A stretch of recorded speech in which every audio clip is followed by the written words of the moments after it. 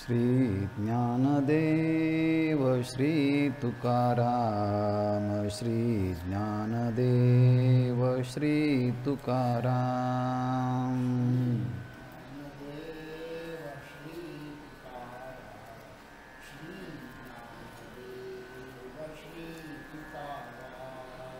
श्री ज्ञानदेव श्री तुकाराम श्री ज्ञानदेव श्री तुकाराम।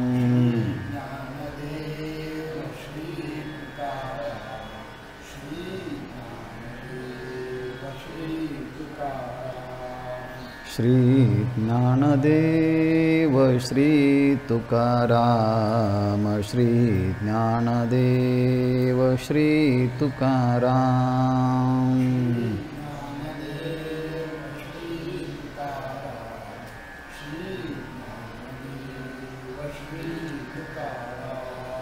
श्री ज्ञानदेव श्री तुकाराम श्री ज्ञानदेव श्री तुकाराम।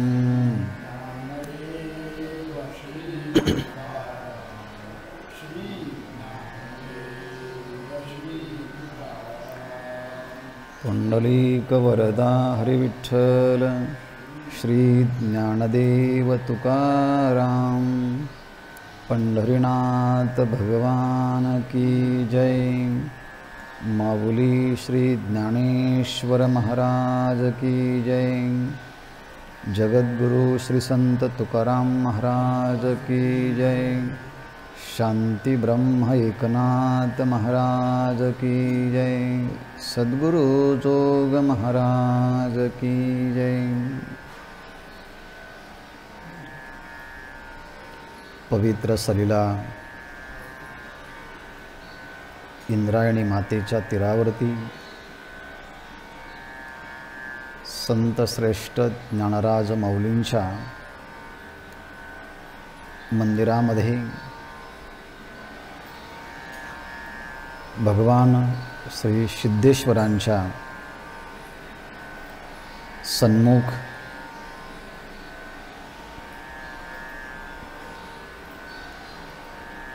ज्ञानेश्वर महाराजांची वाङ्मयी मूर्ती श्री हरिपाठ यावरती आपण क्रमशः चिंतन करत आहोत। श्री संत ज्ञानेश्वर महाराज संजीवन समाधी सप्तशतकोत्तर रौप्य महोत्सवी वर्ष अर्थात ज्ञानेश्वर महाराजांच्या समाधीला 725 वर्ष पूर्ण होत आहेत। त्याचं औचित्य साधून ज्ञानेश्वर महाराज संस्थान कमिटी यांच्या माध्यमातून संपूर्ण वर्षभर ज्ञानेश्वर महाराजांच्या वाङ्मयावरती महाराष्ट्रातील विविध वक्त्यांच्या माध्यमातून हे वाङ्मय दर्शन मराठी भाषिकांना घर बसल्या सहज ध्यानी यावं, समजावं याकरता हा उपक्रम आहे। ह्या विविध उपक्रमांतर्गत हरिपाठाचं क्रमशः चिंतन आज हरिपाठाचा 19 क्रमांकाचा अभंग आहे।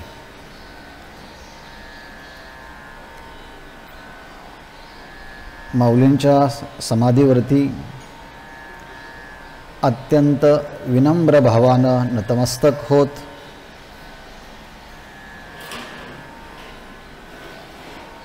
माऊलींना प्रार्थना करत त्यांचे दिव्य आशीर्वाद आणि कृपा संपादन करण्याची याचना करत त्यांच्या दिव्य प्रकाशाने प्रकाशित झालेली मती माऊलींच्या या अभंगांना दर्पणस्थानी ठेवून स्वांत सुखासाठी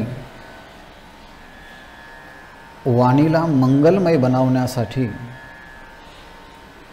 श्री ज्ञानराज माऊली संजीवन समाधीमध्ये ज्या भावावस्थेमध्ये आहे ती भावावस्था ज्ञानेश्वर महाराजांना ज्या साधनाच्या द्वारे प्राप्त झाली असं साधन म्हणजे हरिपाठ. ह्या हरिपाठाचं अवलोकन आपण करत आहोत. आजचा हा 19 क्रमांकाचा अभंग त्या दिव्य शब्दांना आपल्या वाणीच्याद्वारे स्पर्श करून वाणीला धन्य बनवण्याचं सद्भाग्य प्राप्त करून घेऊया. शब्द असे आहेत. वेद शास्त्र प्रमाण श्रुतीचे वचन एक नारायण सार जपा. जप तप कर्म हरिवीण धर्म वाहुगाची श्रम व्यर्थ जाये. हरिपाठी गेले ते निवांतची ठेले. भ्रमर गुंतले सुमन कळिके. ज्ञानदेवी मंत्र हरिनामाचे शस्त्र यमे कुळ गोत्र वर्जियेले. हरिमुखे म्हणा हरिमुखे म्हणा पुण्याची गणना कोण करी.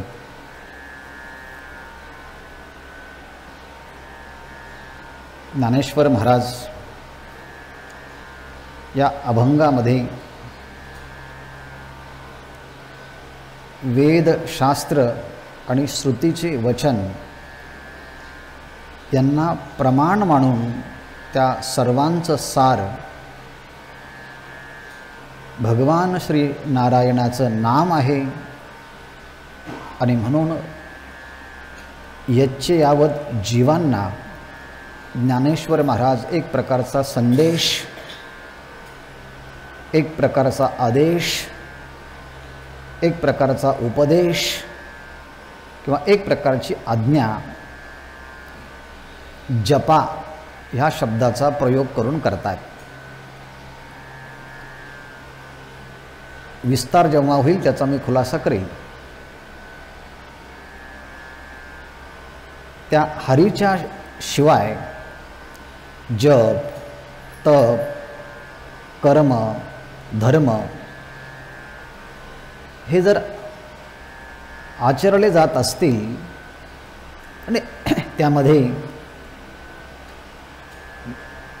भगवन नाम भगवत भक्ती आणि परमात्मा याला स्थान दिलं नसेल आणि फक्त अंतःकरणातल्या इच्छा आकांक्षा यांच्या परितृप्तीकरता प्रयत्न केले जात असतील आणि इच्छा पूर्ती होत असेल तर शेवटी ती इच्छा अपूर्णच राहते. पण जप तप कर्म आणि धर्म यांच्या माध्यमातून झालेले श्रम हे निरर्थक होतात. वाहुगाची श्रम व्यर्थ जाये. परंतु सगळ्या श्रुतीने ज्याला सार सांगितलं असा हरिपाठ,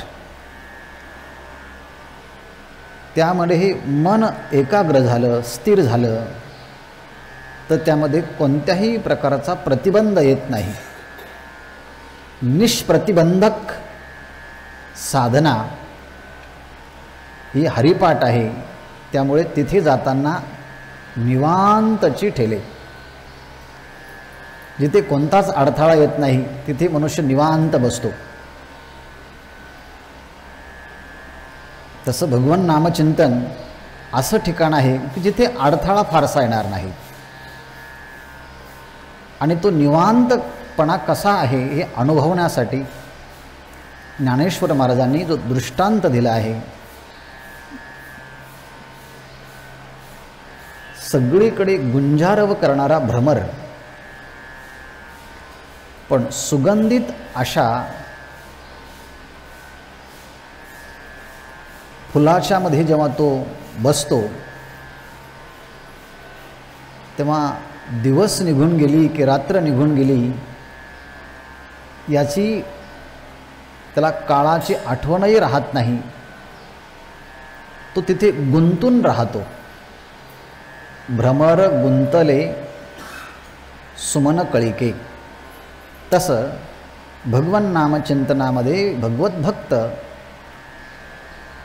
देश काळाची आठवण विसरून निवांत त्या ठिकाणी भगवंताशी एकरूप होतो. ज्ञानेश्वर महाराज म्हणतात, हे भगवन नामचिंतन मंत्रही आहेत, हे भगवन नामचिंतन शस्त्रही आहेत. आणि ह्या मंत्र आणि शस्त्र या दोन्हीचा प्रभाव इतका अद्भुत आहे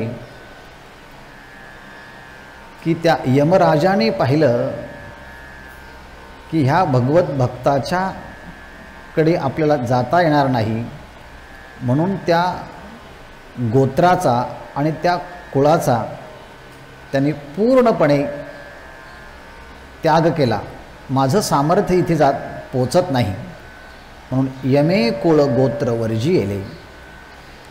एवढी अद्भुत क्रांती कोणत्या साधनाच्या द्वारे प्राप्त झाली असं ज्ञानेश्वर महाराजांना आपण कुतूहलाने विचारलं. आणि ते सुद्धा आपल्याला तेच सांगतात की जे मी म्हणतो तेच तुम्ही म्हणा, त्यातून तुमचं कुतूहल निवृत्त होईल. हरिमुखे म्हणा, हरिमुखे म्हणा, पुण्याची गणना कोण करी. असा हा आजचा अभंग, त्याचा 10वा भावार्थ आपण पाहिला. किंचितचं सिंहावलोकन करून या अभंगाकडे आपण वळणार आहोत. काल आपण भगवंताचं अवतार कार्य, भगवंताचे भक्त, भगवंताच्या लीला याचं विस्ताराने वर्णन ज्या पुराणांच्या मध्ये आहे, असं हरीच्या अवतार कार्यासहित भक्तांच्या भक्तीचं वर्णन जिथं आलेलं आहे असा हरिवंश पुराण भागवतादी पुराणांच्या मध्ये त्यांचं श्रवण करायचं आणि भगवंताचे जे अनंत गुण आहेत त्या अनंत गुणाचं गुणसंकीर्तन करायचं, नामसंकीर्तन करायचं. आणि ह्या जगामध्ये राहत असताना आपला खरा वास्तविक जवळचा नित्य संबंध कोणाशी असेल तर तो भगवंताशी आहे. बाकी मग घर म्हटलं की आई वडील पत्नी पुत्र संबंधी नातेवाईक ही जगण्यासाठीची एक व्यवस्था आहे. त्या व्यवस्थेमध्ये एकमेकाचे पूर्वजन्मीतले काही ऋणानुबंध असतात, त्यातून सुखदुःख भोगायचे असतात. त्यासाठी ही कुटुंब व्यवस्था एकत्रित असते आणि त्यातून आपलीही एक प्रकारची सेवा घडते. पण हे सगळं होत असताना आपला खरा संबंध कोणाशी असेल तर तो परमात्म्याशी आहे. म्हणून आतून मनाने निश्चय करावा, हरिवीन सौजन्य नेणे काही.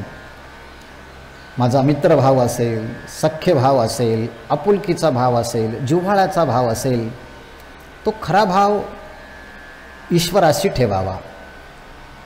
आणि मग त्याच्या अतिरिक्त तुम्हाला तुमच्या कर्तृत्वाने, तुमच्या प्रयत्नाने, तुमच्या सामर्थ्याने, तुमच्या कौशल्याने, ह्या भौतिक जगतातले तुम्हाला मोठे मोठे पद जरी प्राप्त झाले तरी तो एक प्रारब्धाचा भाग समजावा आणि प्रयत्नाचा भाग म्हणून परमार्थाशी आपले नित्यसंबंध ठेवावेत.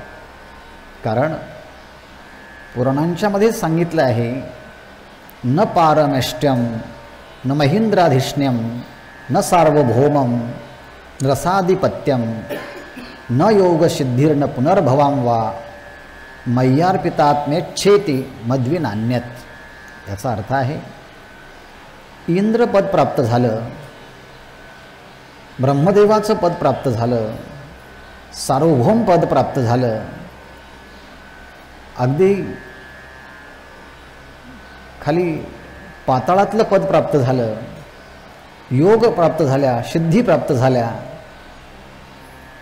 तरी भगवत भक्त यांना मुख्य मानत नाही, त्यांना तो गौड मानतो. कारण का, मय्यर्पिता आत्म इच्छेती, ज्याने भगवंताच्या ठिकाणी मय्यर्पित मनोबुद्धी 12व्या अध्यायामध्ये म्हटल्याप्रमाणे भगवंताला मन आणि बुद्धी ज्याने समर्पण केली आहेत ते मद्विनान्यत, भगवंताच्या शिवाय दुसऱ्या कोणत्याही गोष्टीची अपेक्षा करत नाहीत. पण प्रारब्धाने प्राप्त झाल्यात तर त्याचा स्वीकार करतात, पण फार लक्ष देत नाही. पण सामान्य माणसाचं जीवन वेगळं आहे.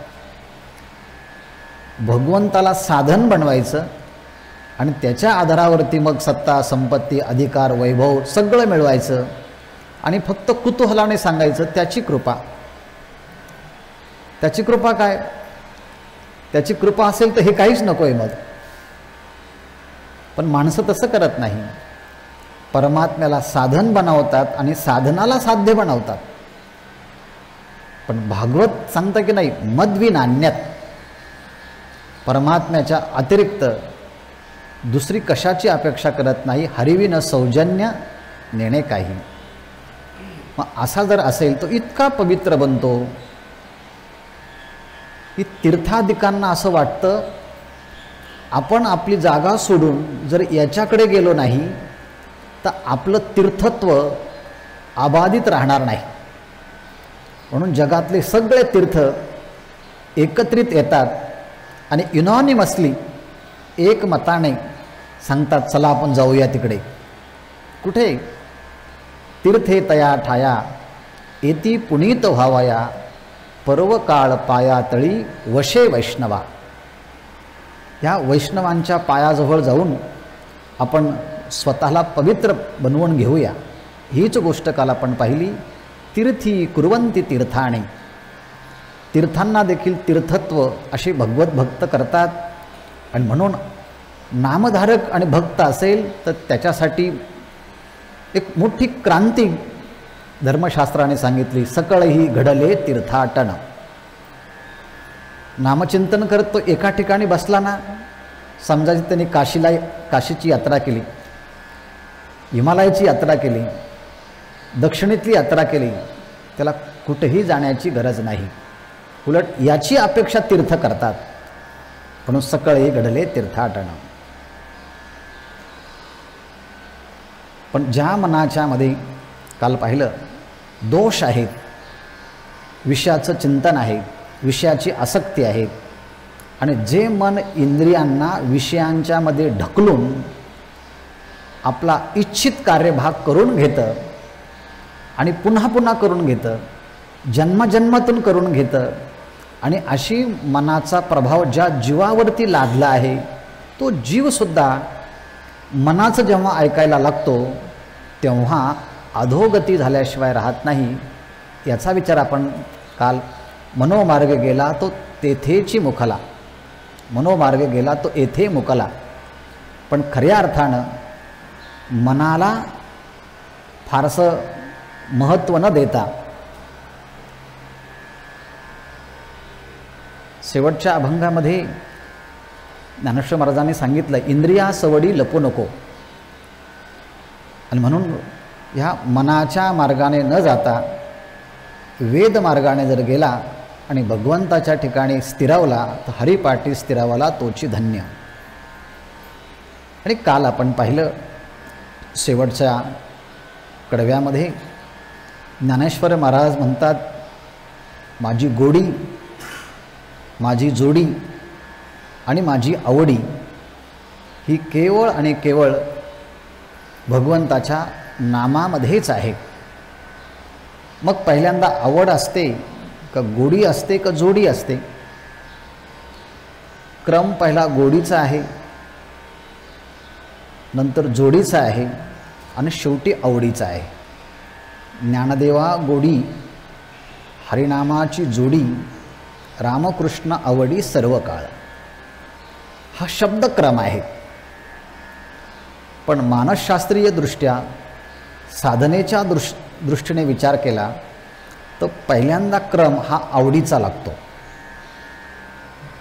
आवडे ते वृत्ती किरटी आदी मनोणीची उटी मग ते वाचा दिठी करासी. हा सिद्धांत ज्ञानेश्वर महाराजांनी मानसशास्त्रीय सिद्धांत ज्ञानेश्वरीमध्ये सांगितला आहे. पहिल्यांदा आवड जी निर्माण होते, पहिल्यांदा म्हणजे या सगळ्या क्रमात आवडीचा क्रम पहिला आहे. आवडे ते वृत्ती किरटी आदी सुरुवातीला ह्या ज्ञानेश्वर महाराजांच्या ओवीचा आधार घेऊन ह्या क्रमाच्या मध्ये अर्थक्रमात प्राधान्य देऊन माणसाला पहिल्यांदा मनात ज्याची आवड उत्पन्न होते ना, आणि ती आवड पहिल्यांदा मनामध्ये उत्पन्न होते. मग ज्ञानेश्वर महाराजांनी मागे पण सांगितलं आहे, मला गोडी संतांच्या संगतीची आहे. ज्ञानदेवा गोडी संगती सज्जनी, आणि त्याचा परिणाम मला असा झाला होता, हरिदिशे जणीवणी आत्मतत्वी. मग मला संतांच्या संगतीची गोडी लागली आणि त्या संतांनी मला भगवंताची गोडी लावून दिली, भगवंताच्या नामाची गोडी लावून दिली. मग पहिल्यांदा माझी आवड ही भगवंताची होती, आणि ज्याची आवड असेल माणसाला त्याची गोडी आपोआप लागते. आणि आवडच नसेल तर गोडी लागत नाही, आणि तेव्हा माणसाला नियम करावे लागतात. यावेळेस ध्यान करायचं, यावेळेस भजन करायचं, यावेळेस कीर्तन करायचं. एखादी संस्था असेल तर हे नियम करून द्यावे लागतात. कारण तुम्हाला जर गोडी नसेल, आवड नसेल, तर आवड लागण्यासाठी आणि गोडी लागण्यासाठी नियम करावे लागतात. पण ज्यांना आवडच नसेल तर नियमाचं ते बंधन जे आहे त्यांना नको वाटतं, नियम तोडतात. ते जे नियम तोडतात त्यांच्याबद्दल म्हणावं लागेल यांना आवड नसावी. आवड असणारे माणसं नेमाने येतात. आपल्या वारकरी शिक्षण संस्थेमध्ये शिक्षकांना पगार नाहीत, विद्यार्थ्यांना फी नाहीत, पण महाराष्ट्रातून विद्यार्थी येतात, शिकतात, ही त्यांना आवड आहे आणि शिस्तीचं ते पालन करतात. आणि म्हणून माणसाला ज्याची आवड असेल त्याचा नियमात राहणं त्याला आवडतं. आणि आवडीने एखाद्या गोष्टीत तुम्ही राहिला तर तुम्हाला गोडी उत्पन्न होते, आणि त्या गोडीने तुम्हाला जोडी म्हणजे त्या फलाची प्राप्ती होते. बहुत सुकृताची जोडी, जोडी म्हणजे जोडणं, प्राप्त होणं. म्हणून पहिल्यांदा मनात आवड, त्यातून सहवासाने गोडी आणि प्रयत्नाने जोडी, या हरिनामाची प्राप्त होते. ज्ञानदेवा गोडी, हरिनामाची जोडी, रामकृष्णावडी सर्व काळ. अशी अवस्था प्राप्त होण्याकरता आपल्यालाही हरिमुखे म्हणा, हरिमुखे म्हणा म्हटल्याशिवाय दुसरं गत्यंतरच नाही. असा ह्या अभंगाचा थोडक्यात घोषवारा पाहिल्यानंतर आजचा जो अभंग आहे तो अभंग मगाशी म्हटल्याप्रमाणे जपा हा जो शब्द आहे, करा, जा, या, ह्या अशा शब्दातून आज्ञा दिलेली असते. शिक्षक विद्यार्थ्यांना आज्ञा देतो, आचार्य शिष्यांना आज्ञा देतात. कर, करा, एक असेल तर कर, अनेक असेल तर करा. ज्ञानेश्वर महाराजांच्या जवळ सगळ्या संसारातील माणसं बसलेले आहेत, असोनी संसारी. मग तो एक माणूस नाही ना, अनेक माणसं असल्यामुळे जपा, याचा जप करा, चिंतन करा, मनन करा, याचं अनुष्ठान करा, असा एक प्रकारचा आदेश, उपदेश, आज्ञा, किंबहुना हे शब्द नको असेल तर माऊली सगळ्यांना संदेश देतात, हे तरी मान्य करा. काय संदेश आहे? वेद शास्त्र प्रमाण, श्रुतीचे वचन, एक नारायण सार जपा. वेदाचं, शास्त्राचं, श्रुतीचं वचन प्रमाणभूत आहे आणि ह्या सगळ्यांनी एकमुखाने एक गोष्ट सिद्ध केली आहे, ती म्हणजे एक. काय एक सिद्ध केली आहे? नारायण सार. सगळ्या वेदाचं, सगळ्या शास्त्राचं आणि सगळ्या श्रुतीवचनांनी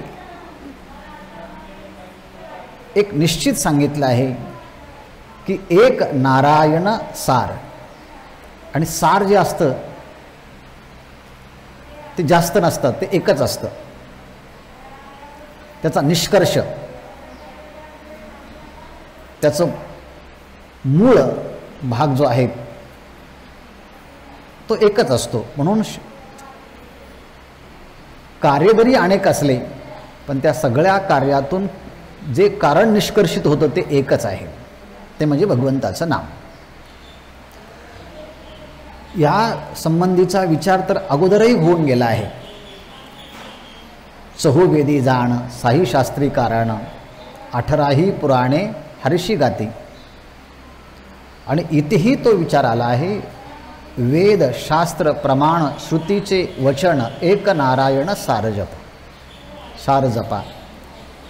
मग अभ्यासांगाने तो विषय पुन्हा आला आहे.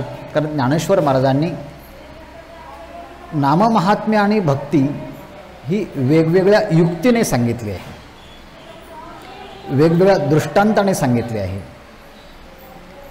वेगवेगळ्या पौराणिक गोष्टींचा संदर्भ देत सांगितले आहे आणि अनेक गोष्टींच्या प्रमाणाने सांगितले आहे. इथे ज्ञानेश्वर महाराजांना एक महत्त्वाचा वाक्याने सूचित करायचं आहे की नारायण नाम हे सगळ्यांचं सार आहे, त्याला प्रमाण काय? आणि प्रमाण कशाला म्हणतात? प्रमाण जे आहेत, यथार्थ ज्ञान ज्याने प्राप्त होतं, यथार्थ अनुभव हा प्रमाहा.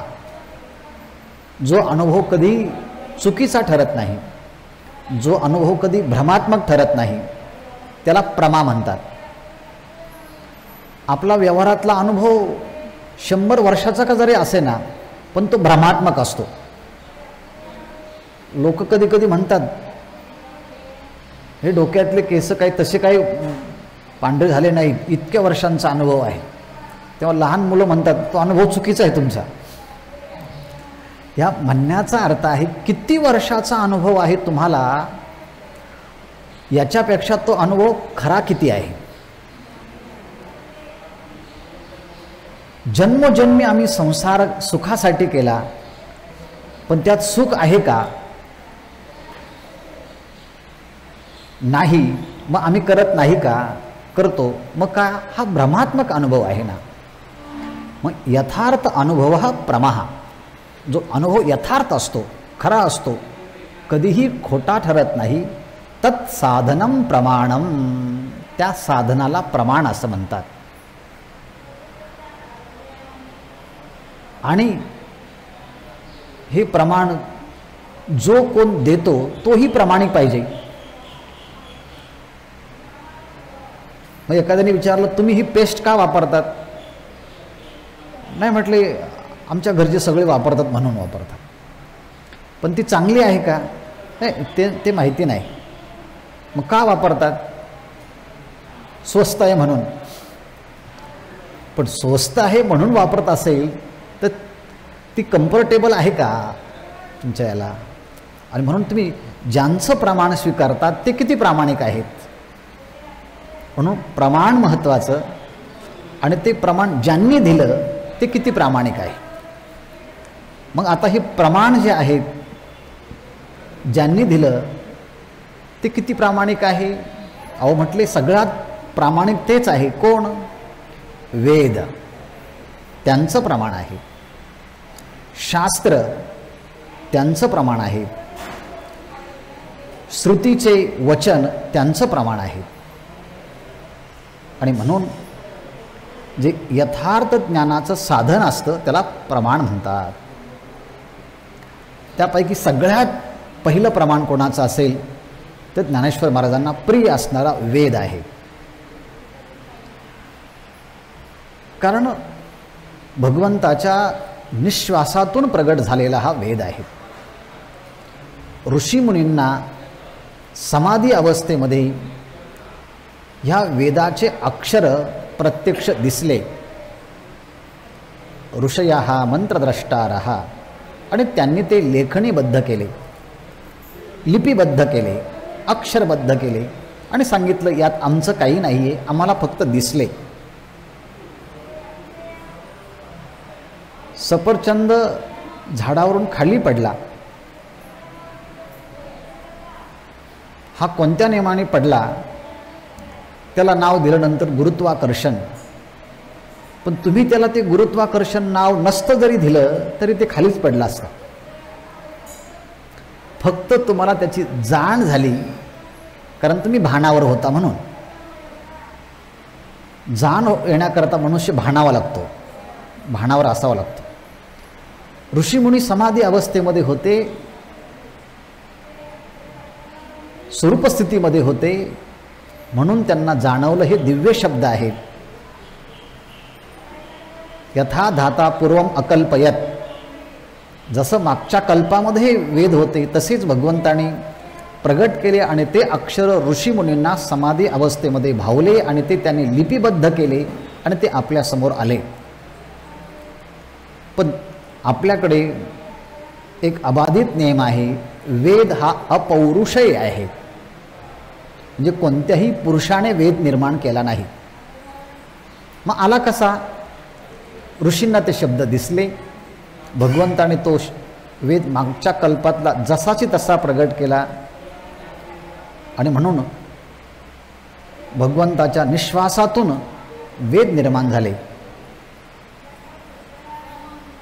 असे जे वेद आहेत ते ऋग्वेद, यजुर्वेद, सामवेद आणि अथर्ववेद आहे. ह्या एका एका वेदातूनच दुसरे उपवेद निर्माण झाले आहेत. जसं की आयुर्वेद हा एक ऋग्वेदाचाच भाग आहे. पण सुश्रुत सांगतात की नाही नाही, हा अथर्ववेदाचा भाग आहे. ठीक आहे, तुम्ही अथर्ववेदाचा किंवा ऋग्वेदाचा उपभाग म्हणून आपण आयुर्वेद मानतो. आयुर्वेद हा ऋग्वेदाचा भाग आहे. काही म्हणतात नाही नाही अथर्ववेदाचा आहे. ठीक आहे, हा विद्वानांचा तो भाग झाला आहे, पण तो मुख्य वेदाचाच उपभाग आहे आयुर्वेद. नंतर धनुर्वेद, ज्याला आर्चरी म्हणतात, क्षत्रियांचे वेगवेगळे त्याचं ज्ञान जे आहे तो धनुर्वेद आहे. तो धनुर्वेद यजुर्वेदातून निर्माण झालेला आहे. म्हणजे यजुर्वेदाचाच तो उपभाग आहे, ज्याला सब वेद इंग्लिशमध्ये म्हणतात. तो वेदाचा एक भाग आहे. नंतर सामवेद, त्या सामवेदातूनच पुढे म्युझिक अँड डान्स हे जे विकसित झाले ना, त्याला आपण गंधर्व वेद असं म्हणतो. आणि म्हणून चांगल्या गायकांना गंधर्व ही पदवी दिली जाते, कारण ते देवाचे गायक आहेत म्हणून. नंतर अथर्ववेद, त्यातून आर्किटेक्चर, ज्याला आपण स्थापत्यवेद किंवा शिल्प या संबंधीचं ज्ञान आहे. स्थापत्यवेद, शिल्पवेद असं नाव दिलं आहे. हे उपवेद आहे. मग 4 वेद 4 उपवेद, पण हे लवकर कळत नाही, म्हणून यांना कळण्यासाठी एक अंग असतं, त्याला षडांग असं म्हणतात. शिक्षा, कल्प, व्याकरण, छंद, निरुक्त, ज्योतिष हे वेदाचे 6 अंग आहेत. आणि ह्या वेदाच्या 6 अंगातून तो वेद समजून घ्यायचा आहे. त्यामध्ये त्या वेदाचे पुन्हा संहिता आहे, ब्राह्मण संहिता मंत्र आहे, आरण्यक आहे, उपनिषद आहेत, ब्राह्मण आहेत, असे त्याचे पुन्हा 4 विभाग केलेले आहेत. क्लासिफिकेशन केलं आहे त्या विषयांच्या वर्णानुसार. ज्ञानाचा विषय आहे ना, मग त्याला उपनिषद म्हणायचं. जिथे कर्मकांडही आहे आणि ज्ञानही आहे असं संवाद जो ऋषी मुनींचा व्हायचा अरण्यामध्ये, ते आरण्यक आहेत. ज्याच्यामध्ये फक्त मंत्रच आहेत. हा मंत्र कशासाठी वापरायचा, हा मंत्र कशासाठी वापरायचा, त्याला मंत्र संहिता असं म्हणतात. ह्याप्रमाणे हा अपौरुषेय असणारा वेद, उपवेद, त्याचे अंग, त्याचे उपभाग, हा सगळा जरी मोठा डोलारा असला, पण ह्या वेदामध्ये काय काय सांगितलं आहे. कर्म आहे, उपासना आहे, ज्ञान आहे, भक्ती आहे, याग आहे, यज्ञ आहे. वेदामध्ये काय नाही सगळं आहे. म्हणून तुकाराम महाराजांना विचारलं का वेदामध्ये काय काय आहे. ते म्हटले वेद त्याच्यामध्ये अनंत गोष्टी आहेत. पण अनंत जरी गोष्टी असल्या, पण वेदाचं तात्पर्य कशामध्ये आहे. तुकाराम महाराज म्हणतात, वेद अनंत बोलिला, अर्थ इतुकाची साधिला. वेद खूप बोलला, पण त्यातून निष्कर्ष काय आहे. निष्कर्ष एकच आहे म्हटले, जो मला कळाला. विठोबाशी शरण जावे, निज निष्ठे नाम गावे. निष्ठेने, श्रद्धेने भगवंताचं नामचिंतन करावं, एवढंच त्याचा सार आहे. मग हा वेदाचा सार आहे का सगळ्यांचा. नाही म्हटले सगळ्यांचाच. सकळ शास्त्रांचा विचार, अंती युतुलाची निर्धार. सगळ्या शास्त्राचा निर्धार सुद्धा हाच आहे. एवढंच नाही, 18 पुराणी सिद्धांत तुका म्हणे हाची हेत. 18 पुराणांचा हेतू देखील हाच आहे. काय. केनेपि उपायेन मन कृष्ण निवेशयत. कोणत्या का उपायाने होईना मन भगवंताच्या नामात गुंतलं पाहिजे. गुंतत नाही म्हणून वेद सांगतात कर्म करा. मन गुंतत नाही भगवंतामध्ये म्हणून वेद सांगतात उपासना करा. मन गुंतत नाही मग जा तीर्थयात्रेला.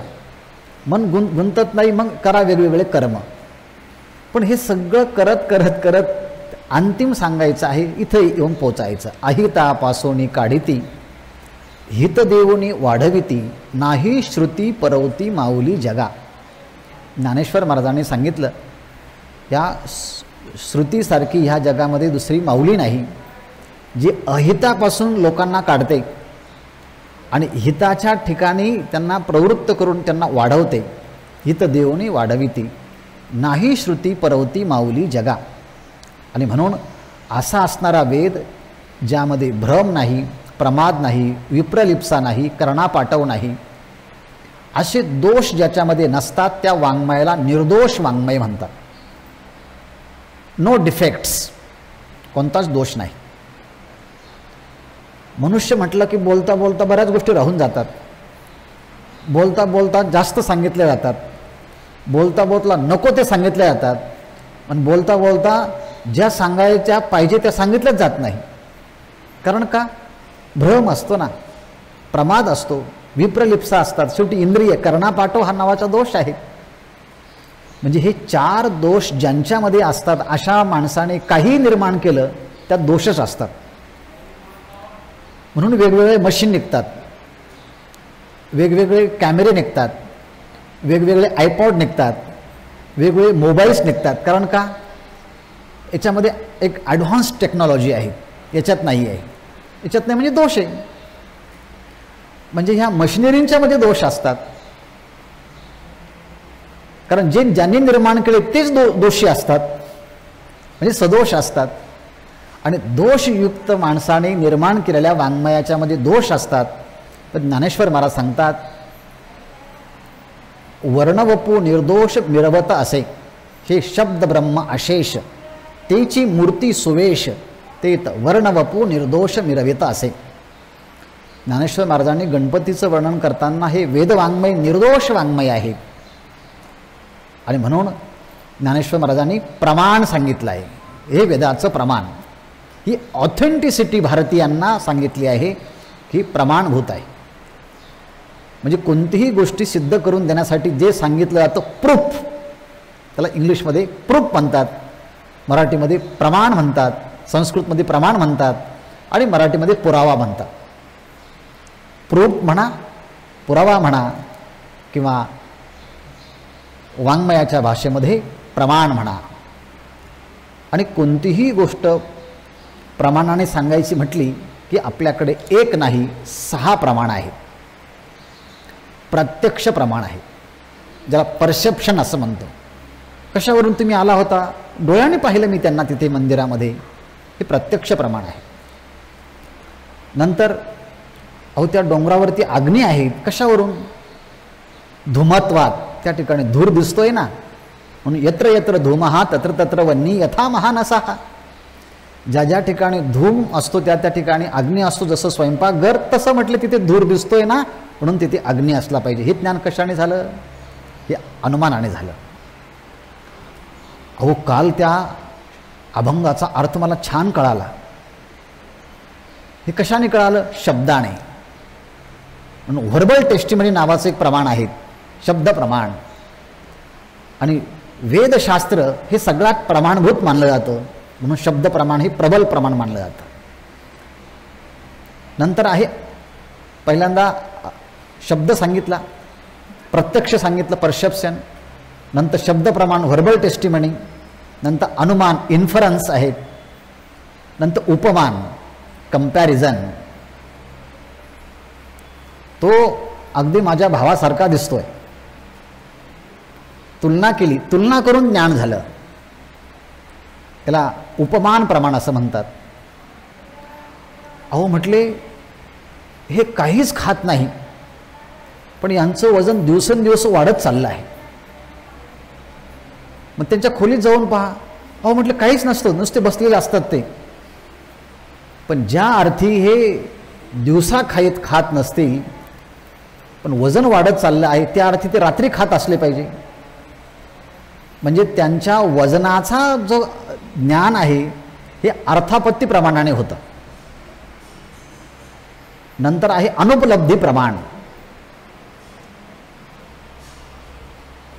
अहो म्हटले त्या प्रवचनामध्ये मृदंग नव्हता, हार्मोनियम नव्हती, तुम्हाला कसं काय कळालं?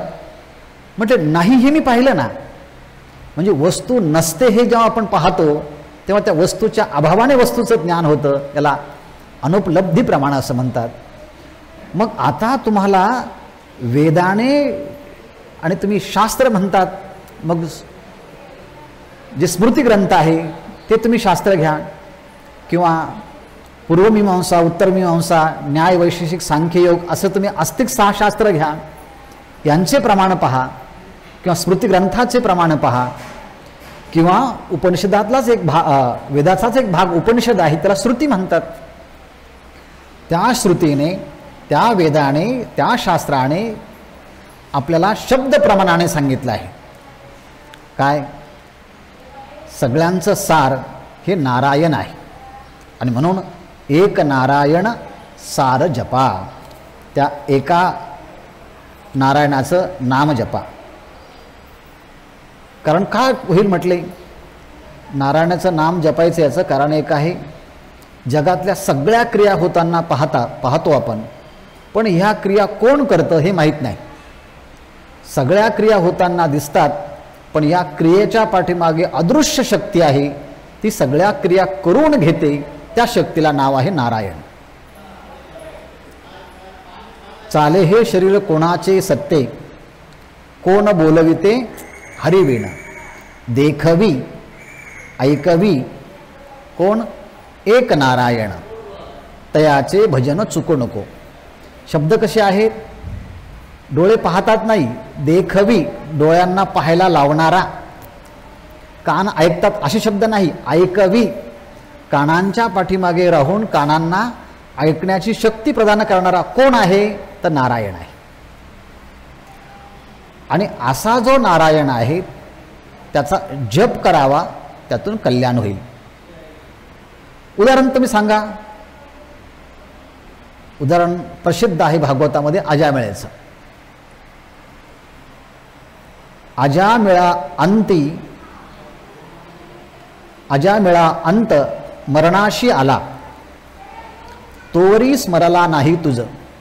मरण येईपर्यंत अजामिळानं देवाचं नाव घेतलं नव्हतं. मग कधी घेतलं? मरण प्राण जाते वेळी म्हणे नारायण.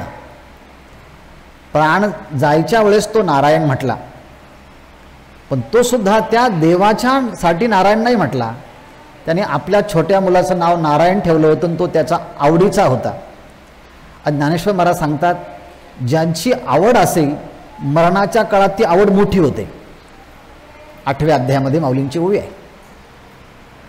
मग आयुष्यभर ज्याची आवड असेल ना, ती आवड मरणाच्या काळात मोठी होते, तर ती आवड चांगली असावी. आणि म्हणून प्राण जाते वेळी म्हणे नारायण, त्यासाठी विमान पाठविले. देवाने त्यासाठी विमान पाठवलं आणि आपल्या निजधामाला घेऊन गेले. एवढं त्या नारायण नामाचं महत्त्व आहे.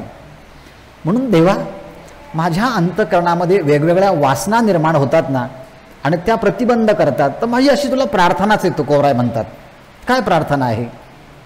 की जे जे काही मज होईल वासना, माझ्या मनामध्ये ज्या ज्या काही वासना निर्माण होतील ना, ते ते नारायणा व्हावे तुम्ही. ज्या गोष्टीची वासना निर्माण होईल ती गोष्ट नारायणा भगवंता तुम्ही व्हा. असं का सांगतात? तुकाराम महाराज म्हणतात, तुका म्हणे तुझी जीवाचे जीवन, माझे समाधान तुझे हाती. माझं समाधान आहे ना, ते तुझ्या हातामध्ये असल्यामुळे मला भौतिक वस्तूची वासना होऊ नये, तर ज्याची वासना होईल तो तू हो. कशाची होऊ द्या.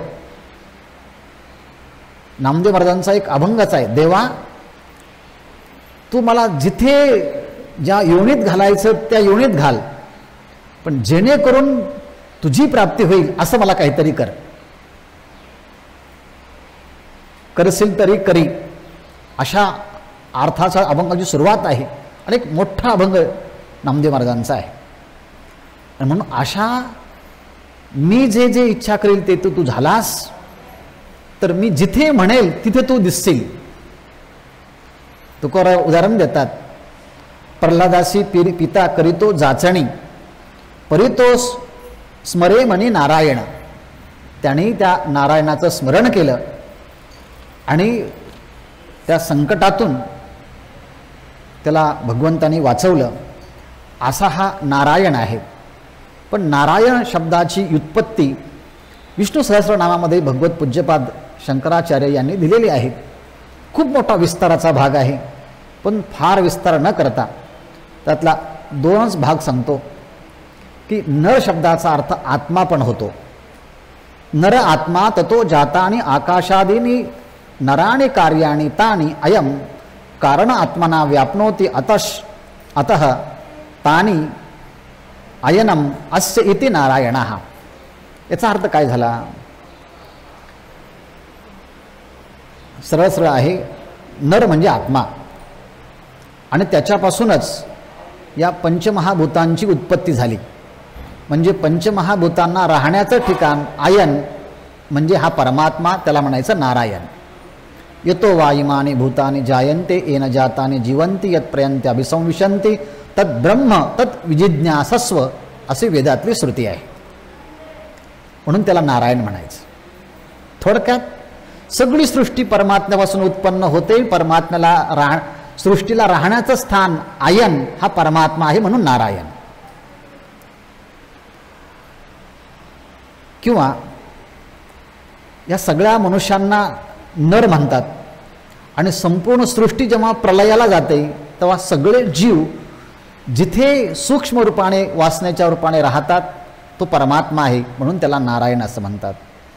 नराणाम जीवानाम अनयतत्वाद प्रलय इति वा नारायणम. अर्थात ही सगळी सृष्टी परमात्म्यातून उत्पन्न होते, परमात्म्यामध्येच राहते आणि शेवटी परमात्म्यामध्येच लय पावते. अशा तत्वाला नारायण असं म्हणतात.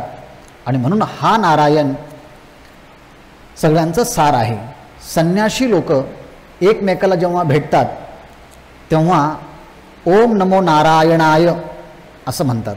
आपल्याकडे रामकृष्ण हरी, राम राम, नमस्कार असं म्हणतात. परंतु संन्याशी लोक जे आहेत ते एकमेकांना जेव्हा भेटतात तेव्हा ओम नमो नारायणाय.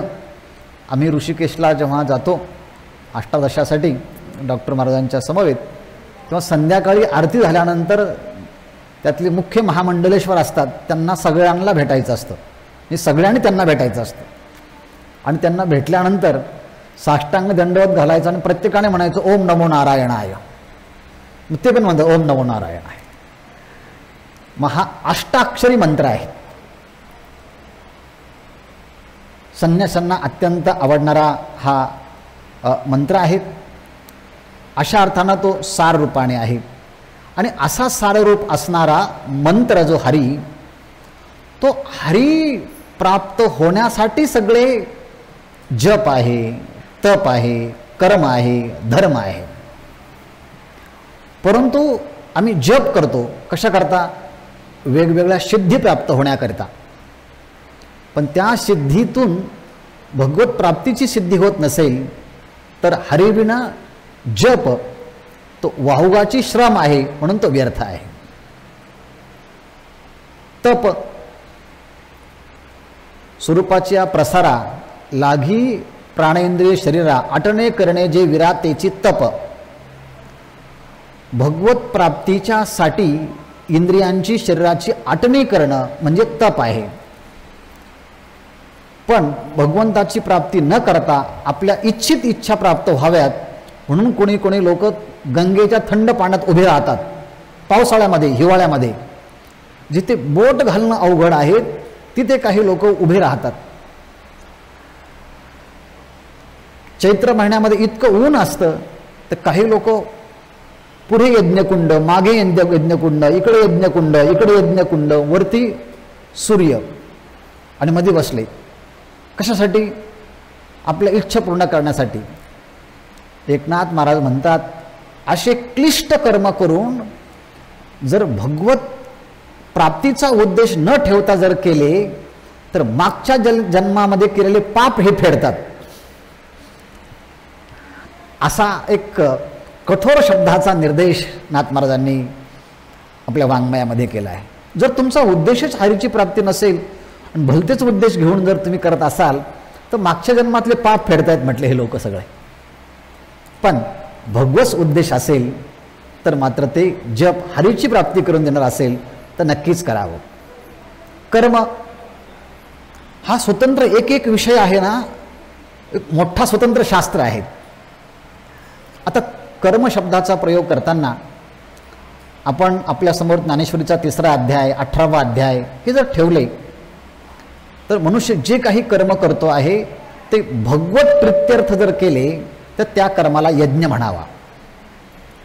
आपण जेवण करतो ना, ते जेवणसुद्धा भगवंताला मी आहुती देतो आहे अशा भूमिकेने जर जेवण केलं तर त्या जेवणाला यज्ञ म्हणतात. उदर भरण नोहे जाणीजे यज्ञ कर्म. मग जर हे यज्ञकुंड असेल तर माणसाने किती चांगलं आतमध्ये टाकलं पाहिजे. शास्त्राने मान्य असलेला जो आहार त्याचं सेवन केलं पाहिजे, कारण तोही एक यज्ञ आहे ना. यज्ञो वै विष्णू हो, म्हणून यज्ञार्थात कर्मणो न्यत्र लोकोयम कर्ण बंधनाः गीतेचा संदेश आहे. भगवत प्रित्यर्थ केलेलं कर्म तेच यज्ञ होतं. पण भगवंतालाच मानायचं नाही, करायचं यज्ञ, कादेरी याग करायचा, पुत्रकामेष्टी याग करायचा, अहो म्हटले ते याग असेल, यज्ञ असेल, पण भगवत प्राप्तीचा उद्देश सोडून जर केलं असेल तर ते व्यर्थ जाय. जप, तप आणि दुसरा आहे धर्म. दोन प्रकारचे धर्म आहे. एक प्रवृत्ती लक्षणात्मक धर्म, निवृत्ती लक्षणात्मक धर्म, त्यालाच प्रेय आणि श्रेय म्हणतात. असं कर्माचरण की पुन्हा पुन्हा जन्माला यायचं आणि पुन्हा पुन्हा मरायचं, हा प्रवृत्ती लक्षणात्मक धर्म आहे. पण असं कर्म करायचं वेदाने सांगितलं की ते केल्यानंतर पुन्हा जन्म मरणच नाही, ते आहे श्रेय म्हणजे मोक्ष मार्ग. वेदाने प्रेय पण सांगितला, वेदाने श्रेय पण सांगितला, पण अंतिम वेदाचा निर्णय हा श्रेयामध्ये, कल्याणामध्येच आहे. आणि म्हणून धर्म असेल, जप असेल, तप असेल, हे हरीच्या शिवाय असेल तर तुम्ही कर्म तर केले आहे, परिश्रम तर झाले आहे, पण त्याचं अंतिम शाश्वत फळ प्राप्त होत नसेल तर मृत प्रसववत असं म्हणावं लागेल. एखाद्या स्त्रीने 9 महिने 9 दिवस पोटामध्ये गर्भ ठेवला आणि 9व्या महिन्यानंतर तो मृत आहे असं कळालं, मग काय झालं? परिश्रम झाले त्याला सांभाळण्याचे, एवढाच अर्थ आहे.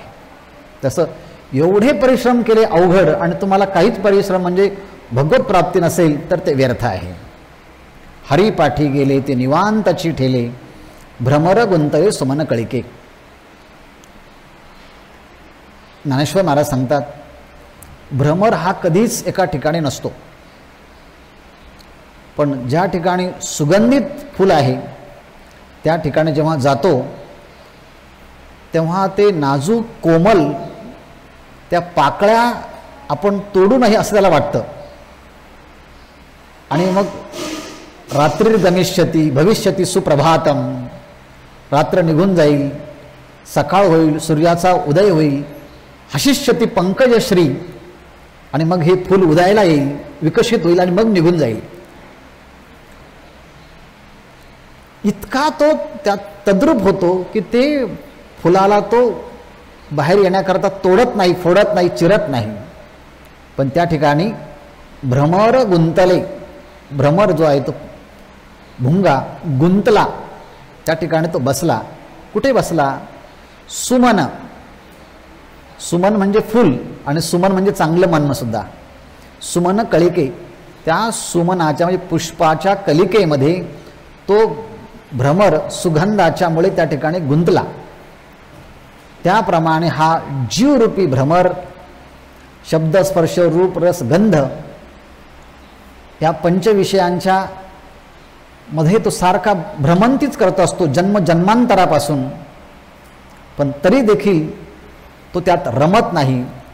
पण भगवन नामचिंतनाच्या मध्ये, भक्तीच्या मध्ये तो रमला की मग असो ऐसा कोठे आठवची नाही, देहेची विदेही भोगू दशा, अशी अवस्था प्राप्त होते. आणि म्हणून माऊली म्हणतात असे जे भगवत भक्त हरिपाठी गेले ते कसे? निवांतची ठेले.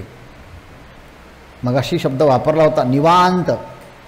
जिथे गेल्यानंतर कोणताच प्रतिबंध येत नाही, जिथे गेल्यानंतर कोणत्याच समस्या राहत नाही, जिथे गेल्यानंतर ताणतणाव रहित स्थिती प्राप्त होते, असं निवांत सहजतेने प्राप्त होण्याची स्थिती आहे भगवन नामचिंतन.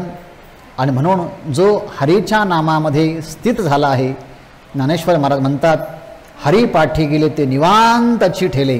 कशाप्रमाणे? भ्रमर गुंतले सुमन कळिके. असं हे नामचिंतन, हरिनाम हे मंत्रही आहे आणि असं हरिनाम हे शस्त्रही आहे. एक आहे अस्त्र आणि दुसरं आहे शस्त्र. जे हातात धरून शत्रूच्यावर चाल करून जायचं आहे ते आहे शस्त्र, आणि जे हातातून फेकून मारायचं आहे त्याला म्हणायचं अस्त्र. म्हणून आपल्याकडे निर्माण करतात क्षेपणास्त्र, म्हणजे ते फेकून मारायचं आहे वेगळ्या देशामध्ये, वेगवेगळ्या लोकांच्या देशावरती, म्हणजे लोकांच्यावरती. तसंच ज्ञानेश्वर महाराज म्हणतात हे भगवंताचं नामचिंतन हे शस्त्र आहे, आणि ते शस्त्र हातात धरलं की कितीही भयानक हिंस्र श्वापद जरी असले तरी ते घाबरतात. म्हणून रस्त्याने फिरणारे माणसं सकाळी सकाळी हातामध्ये विनाकारण हातात काठी घेऊन फिरतात. म्हणजे कुत्र्यांनी यांना घाबरावं यासाठी आहे का आणखी कोणत्या कारणासाठी आहे माहिती नाही. म्हणजे कुत्रे यांना घाबरतात का हे कुत्र्यांना घाबरतात हे काही कळत नाही. पण एवढं मात्र आहे, हातामध्ये काही शस्त्र असेल तर हिंसक श्वापद देखील आपल्यावर चाल करून येत नाही. आणि सगळ्यावर चाल करून जाणं हा ज्यांचा स्वभाव आहे त्याला म्हणायचं काळ, त्याला म्हणायचं यम. पण हे हरिनामाचं शस्त्र ज्ञानेश्वर महाराज म्हणतात माझ्या हातात असल्यामुळे ते माझ्याकडे येतच नाही, पण आमच्या कुळाकडे येत नाही, आमच्या गोत्राकडे येत नाही. यांनी आम्हाला पूर्णपणे वर्जित केलं आहे, आम्हाला सोडून दिलं आहे, पुढे चालला तो. ज्ञानदेव मंत्र हरिनामाश शस्त्र यमे कुळ गोत्र वर्जियेले. परंपरेमध्ये सांगितलं. आता एक गोष्ट 2 वाक्यात सांगतो आणि थांबतो. 16व्या वर्षी ज्ञानेश्वर महाराजांनी गीतेवरती भाष्य ज्ञानेश्वरीच्या रूपाने केलं आणि आता बस झालं म्हटले, काम संपलं आहे. निवृत्तीनाथ महाराज म्हटले थांबा आणखी 2 वर्ष, आपल्याला आणखी काही काम करायचं आहे. 2 वर्ष झाल्यानंतर आता जाऊया म्हटले, आता देहकार्य संपूया. सोपान काका म्हटले माझ्याकरता आणखी 2 वर्ष थांबा, तुमचा सहवास लाभेल. 2 वर्ष झाले.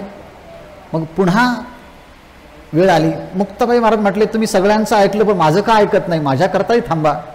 पुन्हा 2 वर्ष माऊली थांबले. 16 झालेच होते अगोदर, अनंत प्रत्येकाचे 2-2 वर्ष. किती झाले मग? हा. आणि मग आता 22व्या वर्षी समाधी घ्यायची. आणि समाधी घ्यायची तर ती संजीवन समाधी घ्यायची. प्रत्यक्ष क्षणाक्षणाला त्याची जाणीव असेल अशी समाधी आहे. जे कोणी भाविक भक्त येतील, साधक येतील, त्यांना मार्गदर्शन करणं हे माऊलींचं मुख्य अवतार कार्याचा एक महत्त्वाचा भाग आहे. मग काळ म्हटला आता माझं काय? त्या सगळ्या संतांनी हातामध्ये पताका घेतल्या, टाळ घेतले आणि त्या काळाच्या पाठीमागे लागले. काळ पुढं आणि हे संत मागे. दड दड दड दड दुडू दुडू दुडू दुडू पळ सुटला कळी काळा बापुडी यारे. तो काळ जसा पळत सुटला तर अजून सुद्धा तो इकडे पाहत नाही. ज्ञानेश्वर महाराज म्हणतात याचं कारण एक आहे, ज्ञानदेव मंत्र हरिनामाचे शस्त्र यमे कुळ गोत्र वर्जियेले. हा अनुभव मला जो आला आहे, तुम्हाला यावा असं वाटत असेल तर म्हणा माझ्याबरोबर एकदा, हरिमुखे म्हणा, हरिमुखे म्हणा. पुण्याची गणना कोण करी, झालेली ही प्रवचन सेवा माऊलींच्या चरणी विनम्र भावानं समर्पित करून ह्या वाणीला माऊलींच्या चरणारविंदी विरमूया आणि तूर्त थांबूया. पुंडलिक वरद हरी विठ्ठल श्री ज्ञानदेव तुकाराम. विठ्ठल विठ्ठल विठ्ठल विठ्ठल विठ्ठल विठ्ठल. पुंडलिक वरद हरी विठ्ठल श्री ज्ञानदेव तुकाराम. पंढरीनाथ भगवान की जय. माऊली